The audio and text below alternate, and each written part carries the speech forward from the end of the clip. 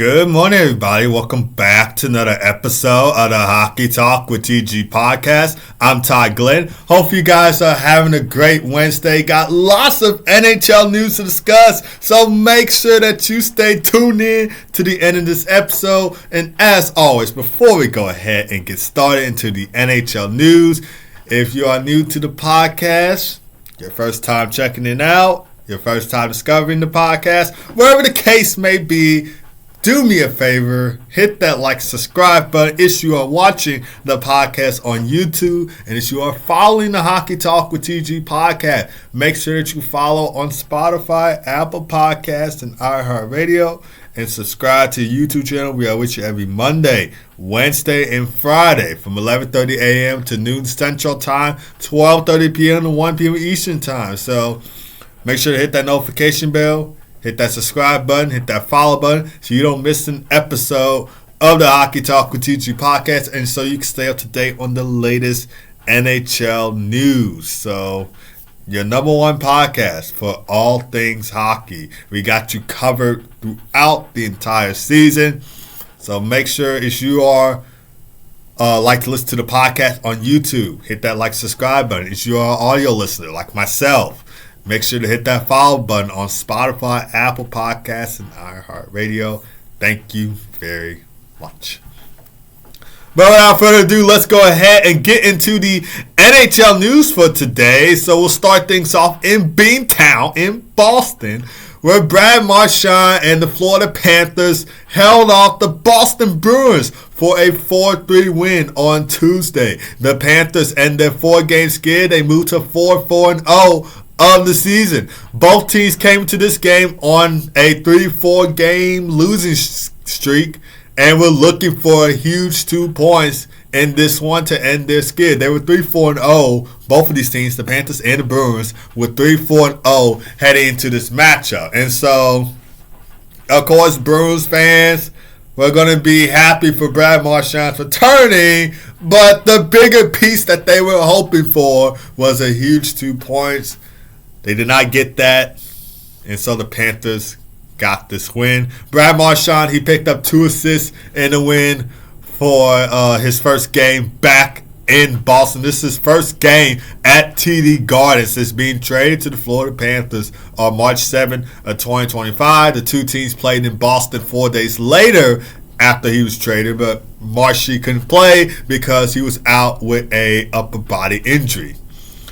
Brad Marchand also finished the game with a +1 rating, 19 minutes and 38 seconds of ice time, and 1 shot on goal. He was very emotional during the video tribute. He wasn't holding back tears or nothing, and that's what hockey can do for you. If you play for a team for so long, you gave everything that you had for this team, first time coming back with the team, you're going to feel emotional like this. You're not going to be holding back tears or nothing like that. You don't see that in other sports. Like when, I guess, LeBron returned to Cleveland, I don't watch as much basketball, but I will tonight because the Bulls play tonight against the Pistons. I don't watch as much basketball, but I'm pretty sure when LeBron returned to Cleveland, when he was on the Lakers, I'm pretty sure there was no, I guess, video tribute. He didn't get emotional or anything like that. Hockey is where the sport can get very emotional. You don't see that in other sports. So Brad Marchand was not holding back tears when the video tribute for him played at TD Garden. It was a great video tribute, by the way. I love the video tribute. The fans were on their feet. The players were tapping their sticks on the bench. It was a great tribute for Brad Marchand. He played 16 seasons with the Boston Bruins. He was the team captain for, I believe, 2 of those seasons. And he had 976 points and 1,090 games played with the Bruins, 422 goals, 554 assists for 976 points and 1,090 games played with the Boston Bruins. He's 4th in games played and goals, 5th in points, 6th in assists, and he won the Stanley Cup with the Boston Bruins in 2011, which as a Blackhawks fan was very happy with that because the Canucks eliminated the Blackhawks in the 2011 Stanley Cup playoffs. We were the defending champs heading into that year, and the Canucks eliminated us in 2011, so I was rooting for the Bruins that year to win the Stanley Cup, and they did just that. I hate playing against the Canucks overall in general. Now they're 11-0 against us.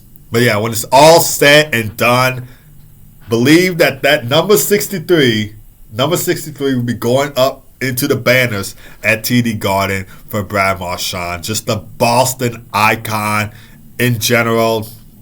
And I think when you play for Original 16, it's always a privilege and an honor to play for Original 16. So if I was an NHL player, I wouldn't take that for granted. Like, always an honor and a privilege, and it's so special to play for Original 16.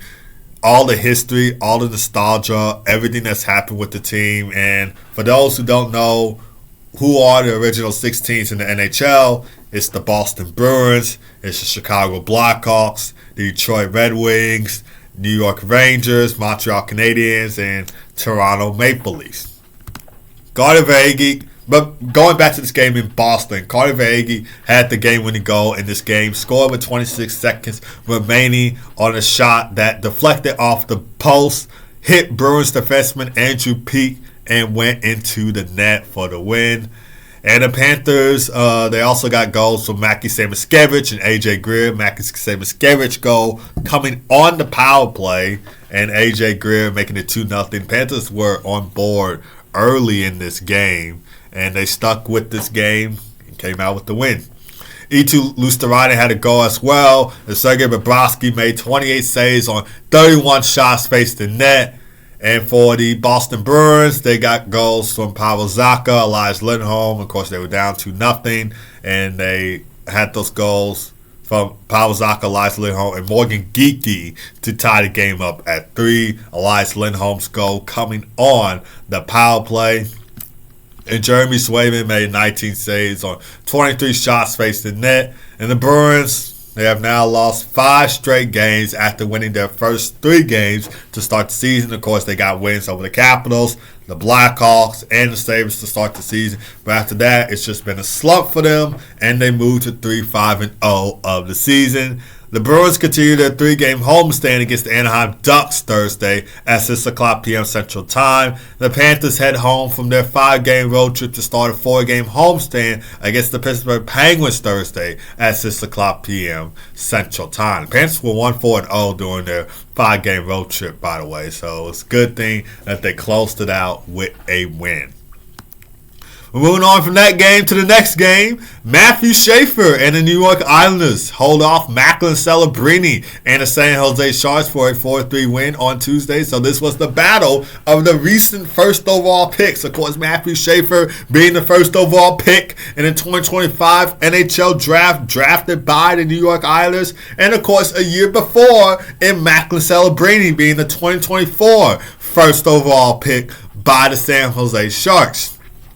And Matthew Schaefer, he recorded a goal and assist in this game for a 2-point night. This is the first multi-point game of his NHL career. He also extended his point streak to 6 straight games to begin his career, becoming just the second defenseman in NHL history to do so, joining Marek Zidlicky, hopefully I pronounced that name right, in the win. And Matthew Schaefer already having the best start to his NHL career, continuing his point streak. Love to see it from the kid. Like I said before, I'm going to be rooting for this kid all season long. He's going to be a lock-in Calder Trophy candidate for sure. Great player to watch. He was also going up against his buddy in Michael Misa. I don't think they played for the same OHL team. They did play in the OHL, but it wasn't for the same team. Michael Misa played for the Saginaw Spirit. Matthew Schaefer played for the Erie Otters. But they were both drafted in this year's draft class, the 2025 NHL draft, and I'm pretty sure they were good friends on and off the ice. Islanders moved to 3-3-0 of the season following this win. They won 3 straight games in a row. Their power play and penalty kills certainly stood out in this game. They were 2 for 3 on the power play. They got goals from Bo Horvat and Emil Hyman on the power play, and they were 3 for 3 on the penalty kill. So special teams really played a factor in this win for the New York Islanders. Casey Cizikas also scored for the Islanders, and Ilya Sorokin made 33 saves on 36 shots faced in net. And for the San Jose Sharks, Colin Graf Adam Gaudette and Macklin Celebrini scored for the Sharks. Colin Graff's goal ended up being a shorthanded goal, first goal of the game. Fortunately, Michael Misa did not score this one for San Jose. Would have loved to see Michael Misa get a goal since Matthew Schaefer had a goal in this one for the Islanders. But Michael Misa did not score in this game for San Jose. Yaroslav Askarov made 23 saves on 27 shots facing the net. The Sharks have now lost 6 straight games. 6 straight games, so they're still without a win. And they're 0-4-2 of the season. The Sharks will continue their 4-game road trip in New York against the Rangers Thursday at 6 o'clock p.m. Central Time. Maybe they'll get a win at Madison Square Garden, considering the Rangers have not won a home game yet. They did score their first goal of the game. They did score their first goal at Madison Square Garden on Monday on a goal from Artemi Panarin, ending their goalless drought at Madison Square Garden to start the season, because remember, they were shut out in their first 3 home games to start the seasons, and Artemi Panarin got a goal for them Monday night. Maybe the Sharks will get a win at Madison Square Garden, letting the Rangers continue their winless streak at Madison Square Garden to start the season, because it was a 3-1 loss for the Rangers on Monday. We'll see what happens then. The Islanders will play at home against the Red Wings Thursday at 6 o'clock p.m. Central Time. And speaking of the New York Islanders, the NHL will be canceling their Olympic Sendoff event at UBS Arena in February. The traditional NHL All-Star Games and Skills will return from February 5th to the 7th of 2027 at UBS Arena. This was according to Emily Kaplan, who's a NHL reporter for ESPN. Got a notification on my phone about that yesterday, and I saw it on social media. So why not talk about it on the Hockey Talk with TG podcast? So the initial plan was for the 2026 All-Star Weekend to be at UBS Arena, so they were going to be having this in 2026. But the NHL said, you know what, with the success of the NHL Four Nations, 2025 NHL Four Nations, who needs the All-Star Game in 2026? We'll just bring the Olympics back. This is the first time that the NHL will be bringing the Olympics back since, I believe, 2014. The Showside Olympics. That was the last time the NHL had Olympics. That was in 2014. And so they're bringing it back for 2026. So cancel the All-Star Game for 2026. And they were going to have a send-off. They canceled that too. And so now the NHL will have their traditional NHL All-Star Game in 2027 at UBS Arena.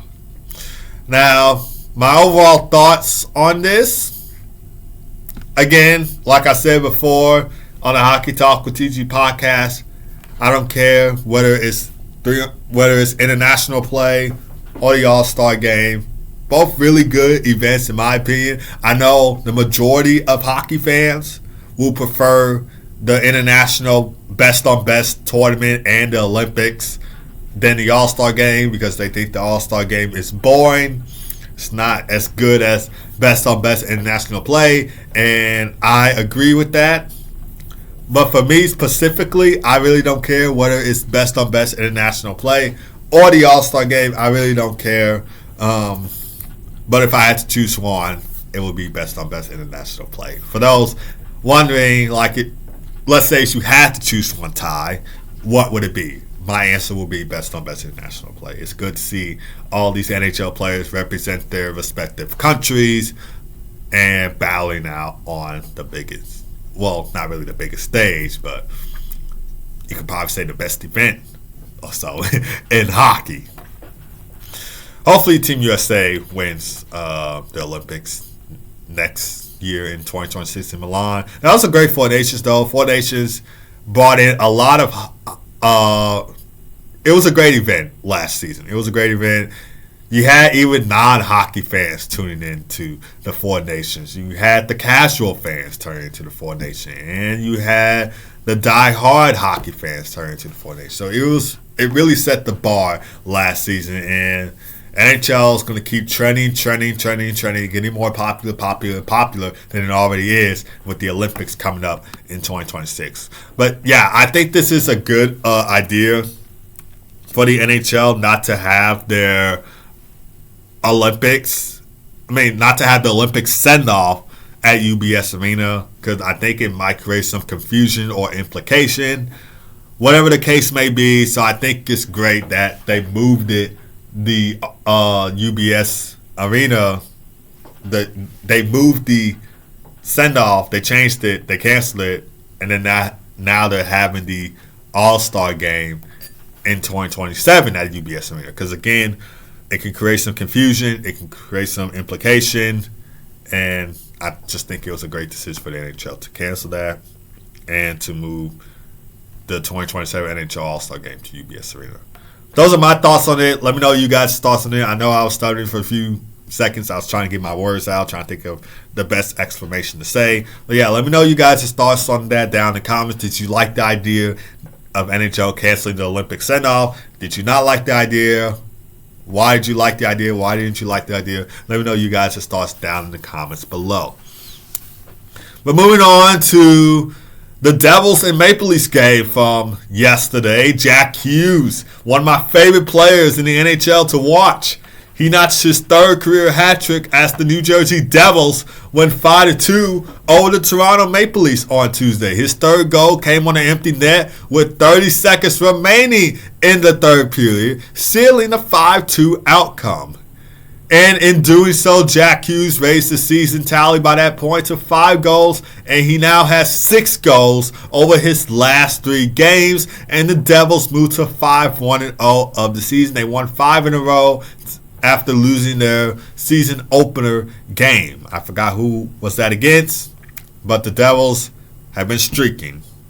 They've been red hot, and they won 5 in a row. Longest streak since January of 2023 for New Jersey. And head coach Sheldon Keefe got his first win against his former team, because remember, he used to coach the Toronto Maple Leafs before he became the head coach of the New Jersey Devils. I think the Maple Leafs still have that Amazon Prime TV show series. I'm forgetting the name of it. But during the 2020-2021 season, during the 2020-2021 season, the NHL had released a TV show documentary specifically on the Toronto Maple Leafs during that 2020-21 season. It's on Amazon Prime. You can check it out if you have not already. It's a good documentary TV show series. This was during COVID year where everybody was wearing the mask, trying to be isolated from each other. It's a great TV show. So I would recommend checking it out if you have not already. I know it's old. Like I said, it's from the 2020-21 season, but still a great TV series to check out nonetheless. Yeah, Sheldon Keefe used to coach the Toronto Maple Leafs before. He coached their AHL team, the Toronto Marlies, and I'm pretty sure it has to feel good for Sheldon Keefe getting his first victory over his former club. Cody Glass and Brendan Dillon scored for the Devils as well. Cody Glass' goal coming on the power play. Brendan Dillon's goal coming at even strength. Jesper Bratt assisted on all 3 of Jack Hughes' goal for a 3-point night. So he was a playmaker in this game, if you will. He extended his assist streak to 4 games. And Jake Allen, he made 23 saves on 25 shots faced the net. And for the Toronto Maple Leafs, John Tavares and Matias Maccelli scored for Toronto. John Tavares is up to 498 goals in his career. He's already had 500-plus points with the Toronto Maple Leafs. He had 500-plus points with the New York Islanders. So 500-plus points each for John Tavares with 2 different franchises. Matias Maccelli gets his first goal as Toronto Maple Leafs. Of course, he was in that trade, I believe, with the Utah Mammoth. He played for the Utah Mammoth last season.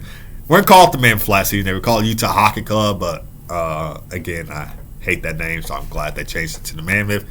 And Anthony Stolarz made 30 saves on 34 shots faced the net after the Toronto Maple Leafs overtime loss to the Kraken on Saturday. Anthony Stolarz put the Maple Leafs on full blast, saying harsh and negative things about the Toronto Maple Leafs after their overtime loss against the Kraken on Saturday. So the Maple Leafs are still struggling, still trying to get back in the win column. And one play that I did see Anthony Stolarz was frustrated about from that overtime loss to the Kraken on last Saturday, was that one of the Kraken's players, I'm forgetting who it was, I believe it was Johnny Nyman, correct me if I'm wrong, he ran into Anthony Stolarz, and nobody on the team helped him out. And so Anthony Stolarz was said, all right, F it, I'm going to throw the net over, and I'm going to go after this guy because none of you guys are helping me out. You guys see me getting ran over, and none of you guys aren't helping me out. Brendan Dillon, I believe, was the first one to see this, and he did nothing about it. And he was all frustrated, and he threw the net over, and he went after the guy, and it was a skirmish. So the Maple Leafs are struggling right now. Anthony Stolarz put them on full blast. And I don't know what was the post-game like after this loss to the Devils. I think he still said some harsh things about Toronto. I'm not sure. But they are struggling. They lost their defenseman, Chris Tanev. He left the game with an upper body injury during the second period. Penalty kill after he collided with Devils center Dawson Mercer. Maple Leafs 0-1-1 in their past two games. And they moved to 3-3-1 of the season. The Maple Leafs visit the Buffalo Sabres on Friday for a back-to-back home set. Friday's game will air on Hulu and ESPN+. Saturday's game will be on Hockey Night in Canada and Sportsnet. Of course, Saturday they will play in Toronto. Friday they'll play in Buffalo. And the Maple Leafs hoping to get a win over the Buffalo Sabres. Sabres, they were struggling at first to start the season. Now they're seemingly trying to play some good hockey. So we'll just have to see how everything goes in that matchup. Sabres are in action today against the Detroit Red Wings at 6:30 p.m. Central Time. Or, I think it's at 6 o'clock p.m. Central Time. Wait, no, it's at 6:30. Okay, my mistake. So, yeah, Sabres and Red Wings play today at 6:30 p.m. Central Time before they will play against the Toronto Maple Leafs on Friday. Devils, on the other hand, they will kick off a 3-game homestand against the Minnesota Wild Wednesday today at 6 o'clock p.m. Central Time. Moving on from one Canadian team in Toronto Maple Leafs to another Canadian team in the Edmonton Oilers as Jake Wallman. He scores the overtime game-winning goal in the Oilers' 3-2 overtime win over the Ottawa Senators on Tuesday, and this was his season debut after missing the first 6 games to start the season due to an undisclosed injury, and he immediately made a big impact by scoring the overtime game-winning goal 2 minutes and 24 seconds into overtime on the power play. And the overtime goal, it was a 4-on-3 man advantage for the Oilers on the power play after the Senators were penalized in overtime. So Jake Wallman takes advantage, scores on the power play, 4-on-3 man advantage for them. And head coach Chris Conblock had this to say after the game. He said this, and I quote, "We wanted some offense from him. We've been missing that kind of player, and he provided at the end." And so head coach Chris Conblock and the Oilers are happy to see Jake Wallman make his season debut, see him get the overtime game winner. Oilers moved to 3-3-1 of the season. They end their 3-game losing skid. This win had wrapped up their 5-game road trip because in their road trip they struggled to get a win until now.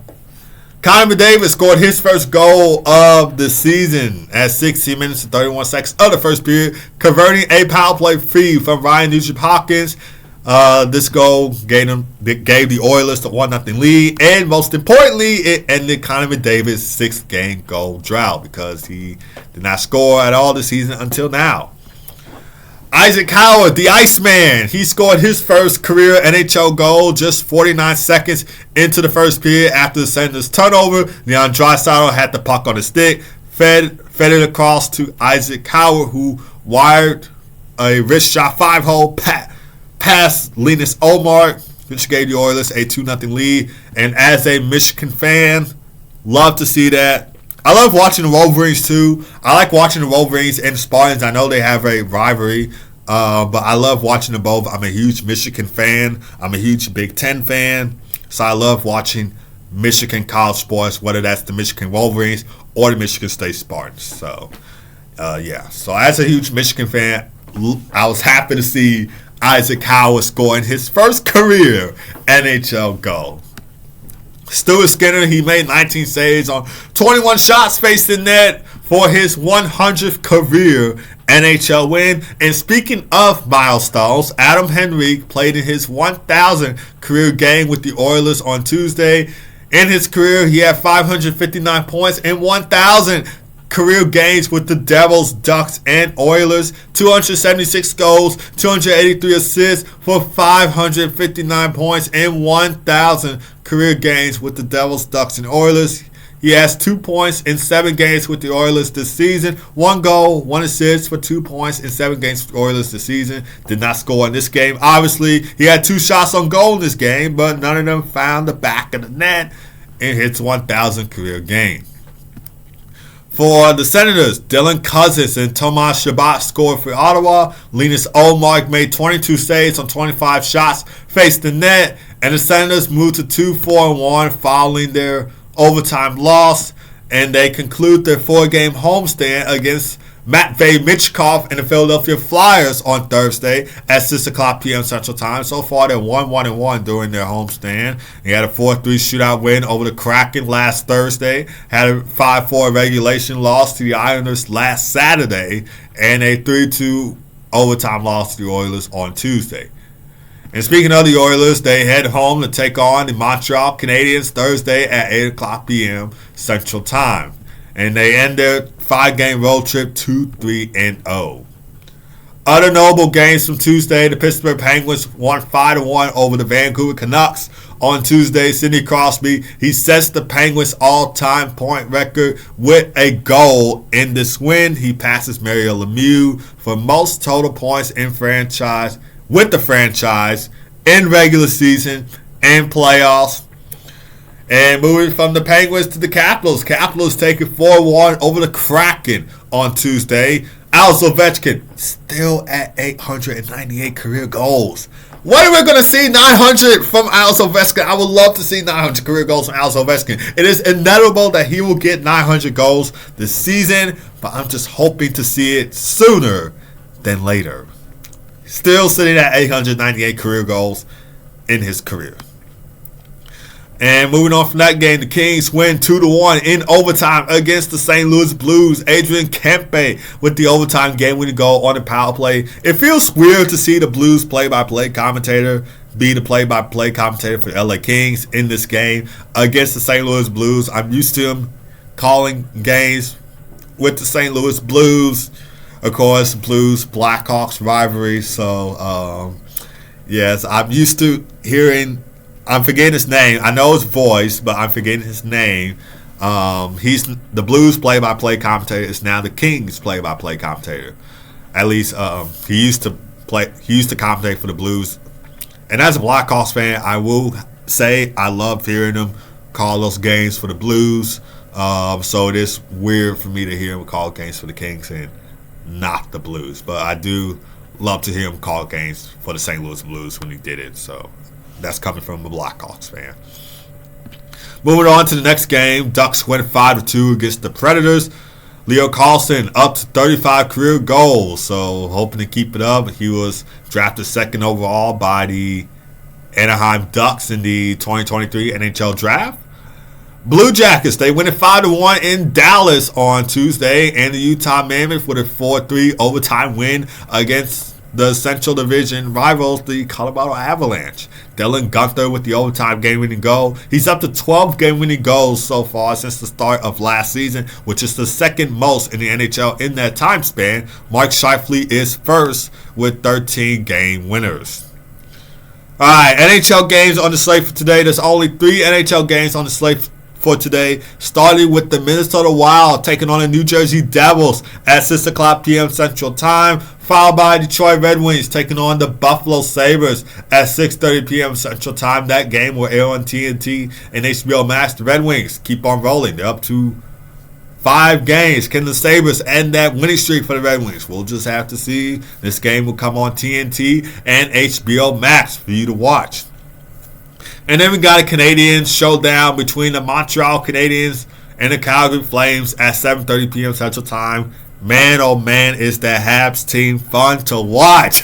I love watching this team. Like, 4 of their players I got on my fantasy hockey team. Cole Caulfield, Nick Suzuki, Ivan Demidov, and Lane Hudson. I have all 4 of them on my fantasy hockey team. That team is so fun to watch. And Cole Caulfield had a great performance last week in week 2, I believe, of the NHL season, scoring 2 clutch overtime game winners against the Seattle Kraken and Nashville Predators. I hope to see him get a goal in this one. I am predicting he'll have a breakout season, and he is living up to the hype. So, and the Calgary Flames, on the other end, they are on a losing slump. They're struggling, and I believe, correct me if I'm wrong, I most likely could be wrong, they are second to last or maybe last in the league. So, Flames looking to get back in the win column. This season has been surprisingly so far. I mean,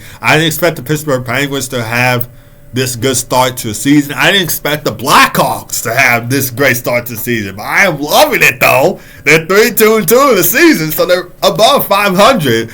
And I didn't expect the Flames to be this bad to start the season. So this season has been a surprise to me so far. So, but yeah, we'll just have to see how everything will go. Great season so far. Obviously, I think I heard Bruce Boudreau say this on NHL Network the other day. Points do matter in October because it sets the bar for, wanting to win early. Like, you want to win early. Yes, points do matter. Like, they especially matter, most likely matter in March and April. But in October, you want to start off on a good note. You want to start off the first month of hockey on a good note. And I think Bruce Boudreau made an excellent point about that on NHL Network the other day. This was during, I believe, NHL Tonight when he mentioned it. But that's going to do it for this episode of the Hockey Talk with TG podcast. Thank you guys for tuning in as always. Don't forget to hit that like, subscribe button. Make sure to follow the Hockey Talk with TG podcast on Spotify, Apple Podcasts, iHeartRadio, and YouTube. We are with you guys every Monday, Wednesday, and Friday from 11:30 a.m. to noon Central Time, 12:30 p.m. to 1 p.m. Eastern Time. So make sure to hit that notification bell. Hit that follow button. Hit that like button. Hit that subscribe button. Both of you guys have a great rest of your day. Keep God first as always. Be blessed. I'll see you guys on Friday for another episode of the Hockey Talk with TG podcast. Take care.